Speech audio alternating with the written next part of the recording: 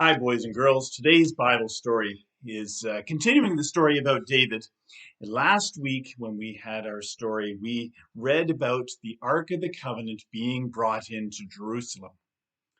Was firmly established in Israel as the rightful king. God had blessed him and made sure that all of his enemies were dealt with, and David was now the rightful king of all of Israel.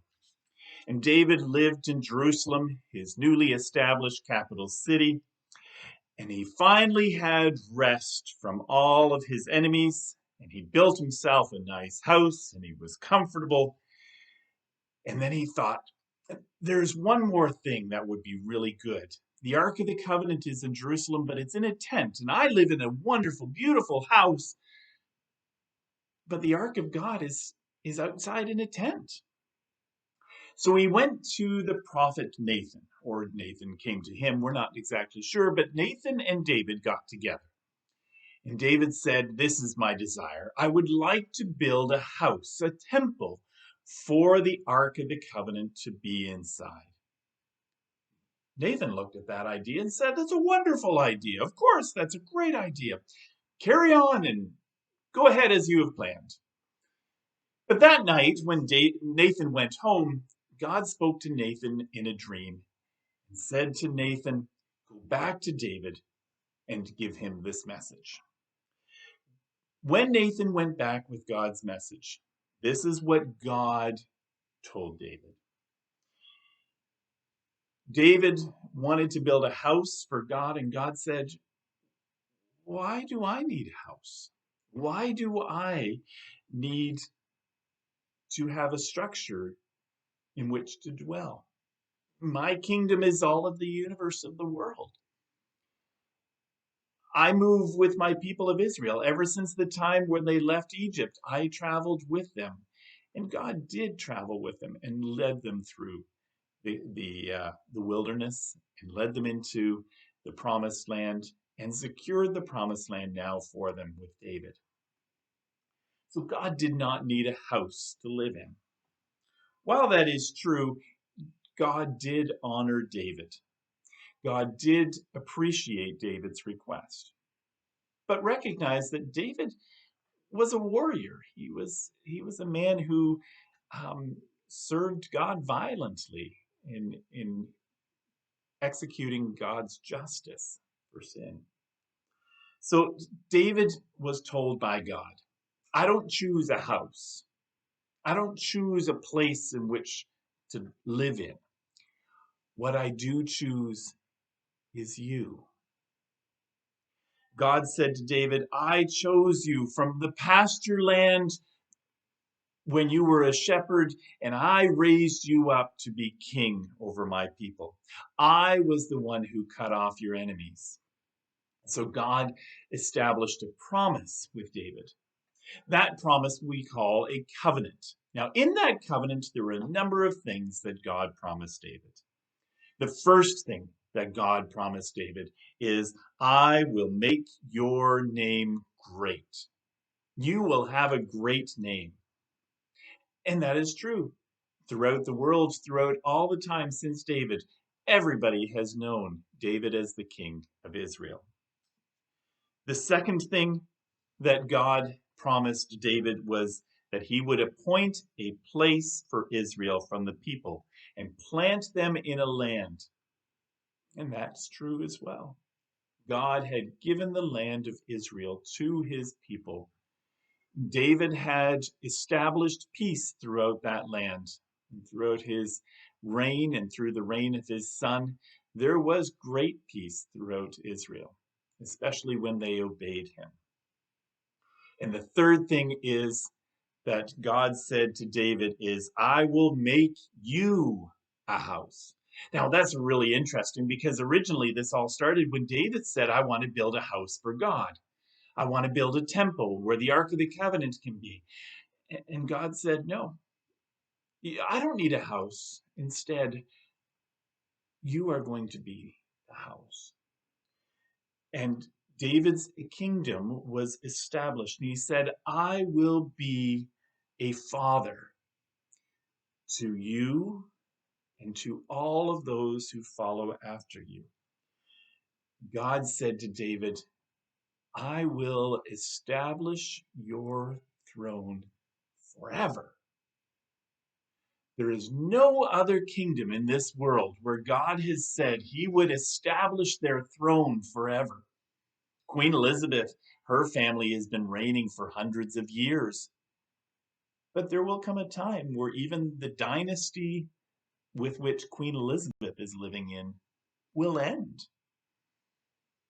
Kingdoms rise and fall, but God said David's kingdom will last forever. So how did that happen? Well, we know from the New Testament that David's line carried all the way through until we get to the time of Jesus. Jesus is considered to be a son of David, a descendant of David. And we can trace his line all the way back to David in Matthew. So this is a wonderful thing that God has established David's throne through his son, Jesus Christ. And Jesus will reign forever. There were a number of covenants that God made with people throughout time. We look through the Old Testament and we see that God established a covenant with Noah.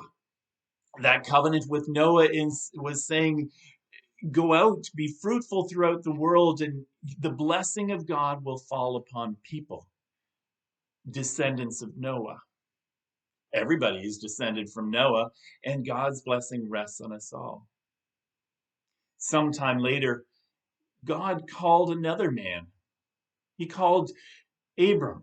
And Abram said, God said to Abram, I'll give you a new name. Your name will be Abraham, and you'll receive a blessing. You have the promise of land, and you have the promise of a heritage of children who will fall in line after you. God established his covenant with Moses after the time of Abraham. And in that time with Moses, God selected a part of Abraham's descendants, the sons of the sons of Israel, Jacob. And Jacob was chosen, and his descendants were chosen from the line of Abraham. And God established his covenant, and God said, if you obey me and the laws that I set before you, I will continue to bless you and give you a land. Next, God called David, and God promised David to be a blessing. He would make his name great. He would appoint the land of Israel to be his chosen place, a land of rest. And God would establish his kingdom through David, a kingdom that would last forever. God seeks to establish a covenant with you, an agreement with you, where you recognize his call in your life, a call where God promises to bless you and give you a new name as a child of God. God promises these wonderful things. And how do we respond to God's call for a covenant? We respond in faith and obedience. God calls us to obey his commands, his principles. God calls us to place our faith in his son, Jesus Christ. It's wonderful things for us to think through and to follow through. So how does David respond to this covenant that God initiated? God started this plan, and God came to David. First thing that David does is he praises God. How else could he not praise God when out of all the people in the world, God has chosen him to be the father of, or the great-grandfather of, the Messiah?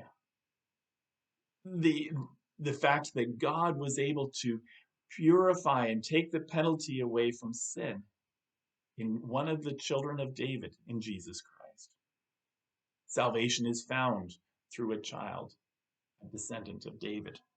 And David responds in prayer and praise and thanksgiving. The second thing David does is respond with a request for God. He says, You haven't given me, you've given me all these wonderful things, but what I want most is your blessing. And David pleads with God for God's blessing. May that be true of us as well. May we constantly be filled with praise to God for what he has done for us in establishing and calling us to be his covenant child.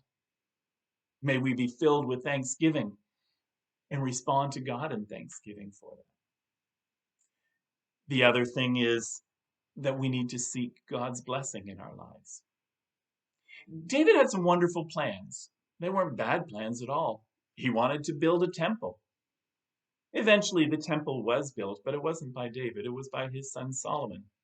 David developed the plans for those. We need to ask God to bless the things that will honor him that we do. We need to work diligently as serving God and serving others around us.